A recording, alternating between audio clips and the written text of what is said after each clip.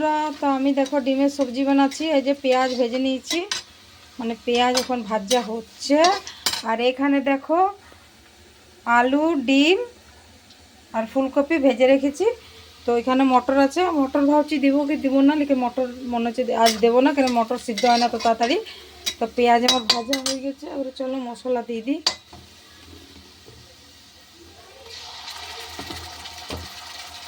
এইটাতে আছে আদা, রসুন, লঙ্কা, ধনে, জিরে, গোলকি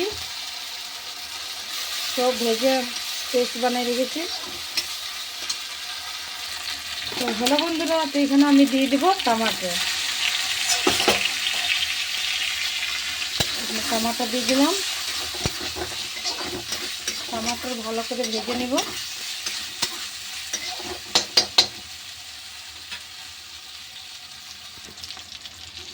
তো হলো বন্ধুরা, তো এখানে আমি ঢেলে দেবো নুন, নুন ঢেলে দিলাম। আর এখানে দেবো হলুদ। সারা মশলাটা দিয়ে দিয়েছি, আমরা গুঁড়ো মশলা খাই না বলে গুঁড়ো মশলা দেবো না।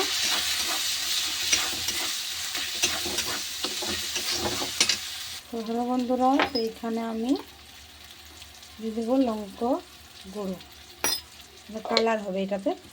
তো এই দেখো আমি নেড়ে নেবো ভালো করে, খুব সুন্দর করে। আর আমি এটা 5 মিনিটের জন্য ঢাকা দিয়ে টমাটোর গলিয়ে নেব। তো হলো বন্ধুরা, তো দেখো আমার টমাটোর ভালো করে গলে গেছে।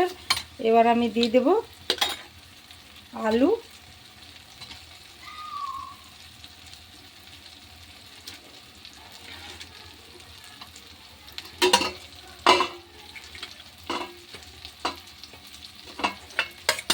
ফুলকপি দিয়ে দিলাম। আমাদের বাঙালিতে ফুলকপি বলে রে।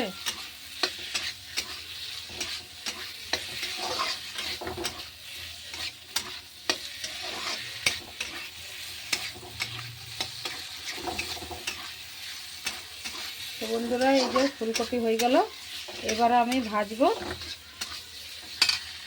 এবার আমি জল দিয়ে দেবো।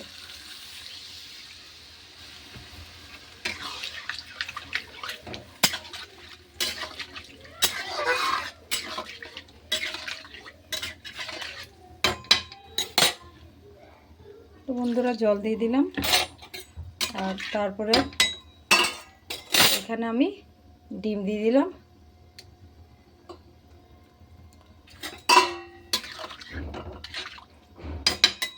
আমার ঝোলটা ফুটে যাক।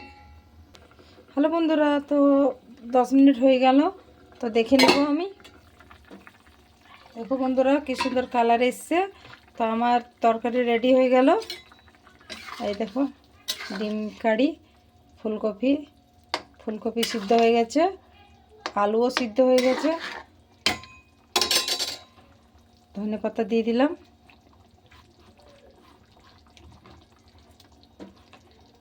তো হ্যালো বন্ধুরা, তো যার যার ডিমের কারি ভালো লাগে কমেন্টে বলবে। আর ভিডিও এখানেই খতম করছি, বাই।